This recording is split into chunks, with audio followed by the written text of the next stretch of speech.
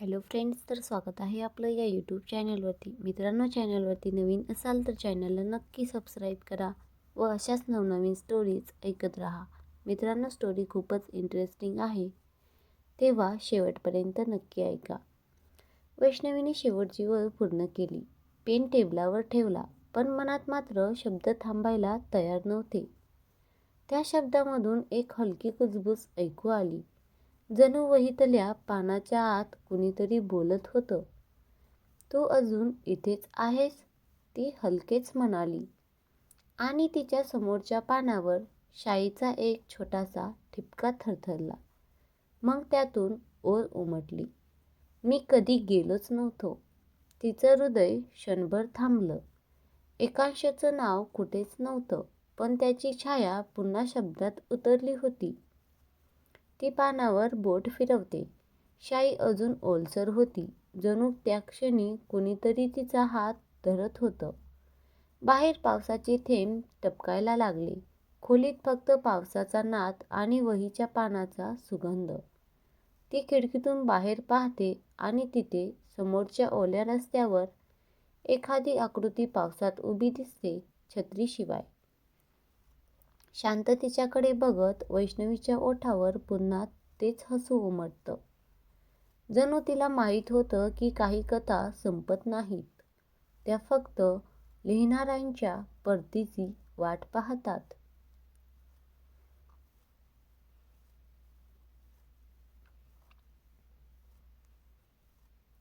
वैष्णवीने खिडकी उघडली. थंड वाऱ्याचे पान हलकीशी फडफडली आणि वहीचं पान जणू काही पुन्हा स्वतःहून उलटलं. त्या नव्या पानावर शाईने फक्त एक शब्द उमटला होता, "ए." तिचं मन म्हणालं हे फक्त कल्पनाच असेल, पण तिचे पाय नकळत दरवाजाकडे निघाले. पाऊस आता रिमझिम नव्हता, तो जणू त्या क्षणाचं रहस्य झाकत होता. समोरच्या रस्त्यावरची आकृती अजूनही तिथेच होती, पण हलणारी न फिटकणारी. ती जवळ गेली. काही फुटाचं अंतर उरलं तेव्हाच आकृतीने डोळे उचलले. ते डोळे परिचित होते, तेच जे कधी तिला शब्दांमधून पाहायचे. एकांश तिचा आवाज पावसात विरला. त्याने काही बोललं नाही, फक्त तिच्या हातात एक वही ठेवली, तिच्याच वहीसारखी. पान उघडलं तेव्हा आत पहिलीच ओळ होती, "कथा तुझ्याशिवाय अधुरी राहिली होती." ती त्याच्याकडे बघते. काही विचारायचं असतं, पण शब्द गळ्यात अडकतात. क्षणभरासाठी वेळ थांबतो, मग पावसाचा थेंब त्याच्या खांद्यावरून झरतो आणि तो हलकेच धुक्यात विरघळतो. वैष्णवी तिथेच उभी राहते, ओल्या रस्त्यावर, हातात ती वही घेऊन. पान उलटताना तिला जाणवतं, प्रत्येक ओळीत एकांशाचा हस्ताक्षर आहे, पण त्या ओळीचा शेवटचा शब्द मात्र तिच्या हातून उमटतो. ती हसते, कारण आता तिला माहीत आहे, कथा संपली नाही, फक्त तीच. रात्र गडद झाली होती. वही अजूनही ओलसर होती, पण तिच्या पानावरची शाई पसरली नव्हती. जणू त्या शब्दांनाही स्वतःचं जीवन होतं. वैष्णवीने मेणबत्ती लावली. तिचा प्रकाश वहीच्या पानावर थरथरला आणि अक्षर जणू हलकीशी चमकली. पहिल्या पानाच्या शेवटी तीच ओळ होती, "कथा तुझ्याशिवाय अधुरी राहिली होती." आणि त्याखाली शाईचा एक थेंब, जो तिने टाकलेला नव्हता. ती पानं उलटते. पुढच्या पानावर शब्द उमटलेले, "जर कथा पुढे लिहायची असेल तर त्या जुन्या ओकच्या झाडाखाली ये." वैष्णवीचं हृदय वेगाने धडधडलं. ते ओकचं झाड कॉलेजच्या मागे, जिथे ती आणि एकांश पहिल्यांदा भेटले होते. त्या जागेचं नावच तिच्या वहीत पहिलं पान असं दिलं होतं. ती छत्री घेत नाही. पावसात भिजत ती रस्ता पार करते आणि ओकचं झाड धूसर आकारात दिसू लागतं. जमिनीवर पानाचं चकाकणारं चादर आणि मध्यभागी एक वही. ती तिच्या वहीसारखीच. वैष्णवी खाली बसते. वही उघडते. पहिलं पान कोरं आहे, पण तिला जाणवतं, तिच्या हातातलं पेन स्वतःहून हलू लागलं आहे. अक्षर उमटू लागतात. "तू आलीस, आता कथा पुन्हा सुरू होते." ती थबकते. तिच्या डोळ्यासमोर हवेत धुकं दाटतं आणि त्या धुक्यातून एक आवाज ऐकू येतो, एकांशचा, हळूच अगदी जवळून, "पुढचं पान आपण दोघं मिळून लिहूया." मेणबत्तीचा प्रकाश दूर कुठेतरी हलतो आणि वैष्णवीला पहिल्यांदा कळतं, कधी कधी कथा संपत नाहीत, त्या फक्त रूप बदलतात. आणि जे गेले असतात ते शब्दातून परत येतात. वैष्णवीने हळूच पेन धरला. तिच्या हातात थरथरत प्रकाश आणि पावसाचा शिंपडा यांच्यातील मिश्रण जणू प्रत्येक अक्षराला जिवंत करत होते. पहिले काही शब्द तिने स्वतः लिहिले नाहीत, पण पानावर उमटत गेले. तुम्ही आहात आणि कथा पुन्हा सुरू झाली आहे. एकांशाचा आवाज अजून जवळून ऐकू आला. वैष्णवीने पावसात ओले केस तिच्या कानावर येऊ दिले, पण तिचा चेहरा उजळत गेला. अक्षरं स्वतःहून पुढे लिहित होती. जिथे आठवणी थांबल्या होत्या तिथून आम्ही पुन्हा चालू करतो. तू आणि मी, फक्त शब्दांच्या अंतरावर नाही, पण आयुष्याच्या प्रत्येक ओघातही. वैष्णवी हळूच हसली आणि एकांशाच्या शब्दाशी तिच्या अंतरंगात खोल एक स्पंदन उमटले. धुक्यातून जणू एक छाया तिच्या समोर येत होती, पण ती आधीपेक्षा जास्त ओळखीची होती, सुरक्षित. जणू वेळ कधीच दूर गेली नसावी. तुम्ही मला शोधलं, वैष्णवीने म्हटलं. तिचा आवाज थोडा अधीर पण आत्मविश्वासाने भरलेला. आणि मी अजून शोधत आहे, त्या आवाजाचे उत्तर दिलं. पण आता आम्ही दोघे लिहू, प्रत्येक पान, प्रत्येक श्वास, प्रत्येक शब्द आमचं. पेन थोडं झोपलं, मग पुन्हा हललं.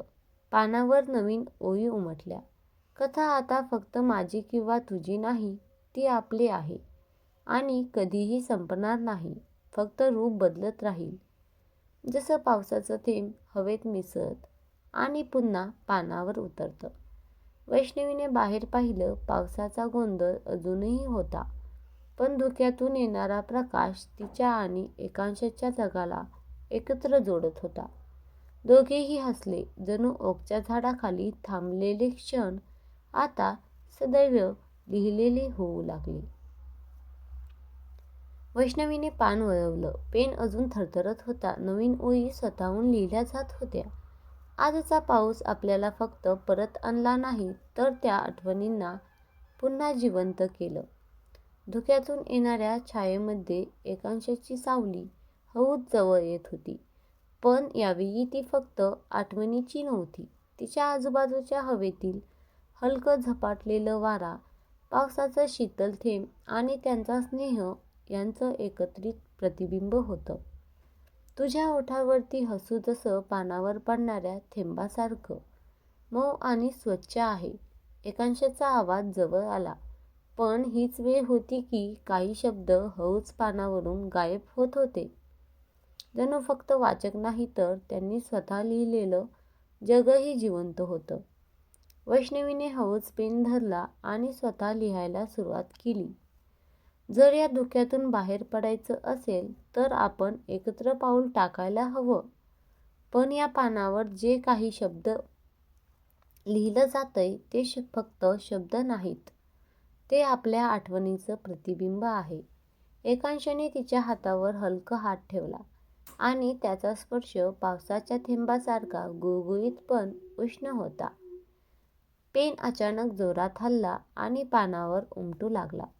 आपल्या कथा आता फक्त लेखनात नाही, प्रत्येक श्वासात, प्रत्येक थेंबात, प्रत्येक धुक्यात जिवंत आहेत. आणि आपण जेव्हा लिहितो तेव्हा जगातल्या प्रत्येक क्षणाला एक नवीन रंग येतो. वैष्णवीने हसत म्हणालं, मग चला या धुक्यातून, या पावसातून आणि या आठवणीमधून आपल्या कथेचं नवीन पान सुरू करू. धुक्यातून एक हलकी झळकती प्रकाशाची रेषा आली. पावसात ओले केस त्यांच्या गळ्यात ओढले, पण हृदयात एक स्थिर, अनंत ऊब आणि विश्वास निर्माण झाला.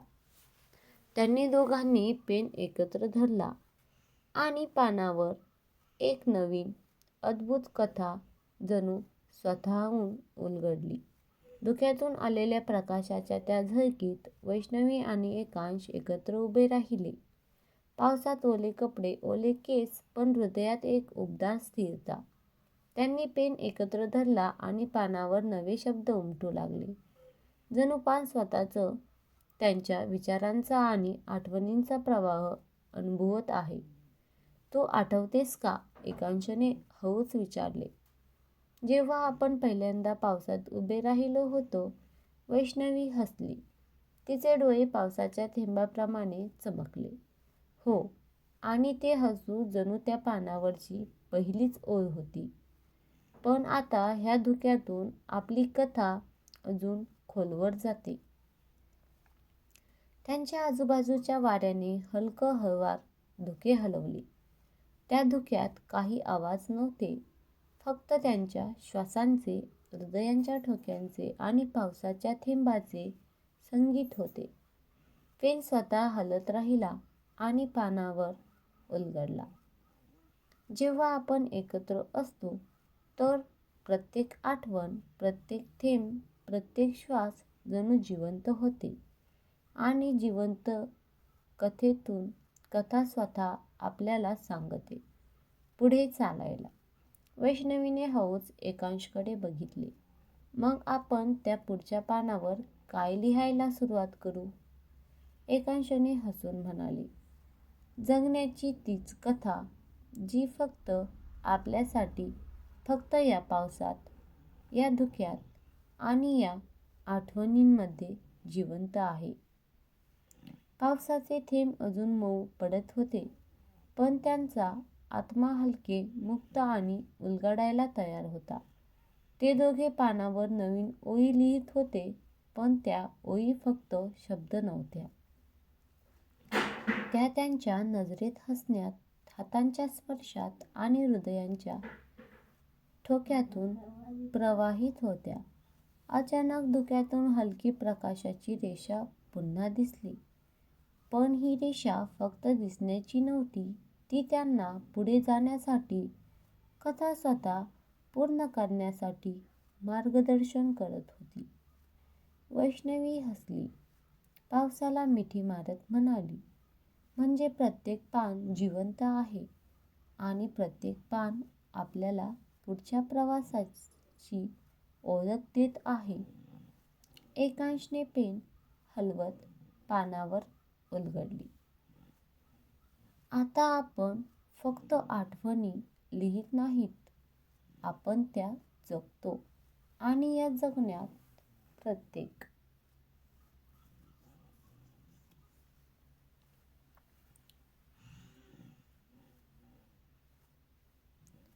प्रत्येक क्षण जणू सुवर्ण ताराप्रमाणे चमकतो आणि प्रत्येक शब्द आपल्याला आपल्यात खोलवर घेऊन जातो.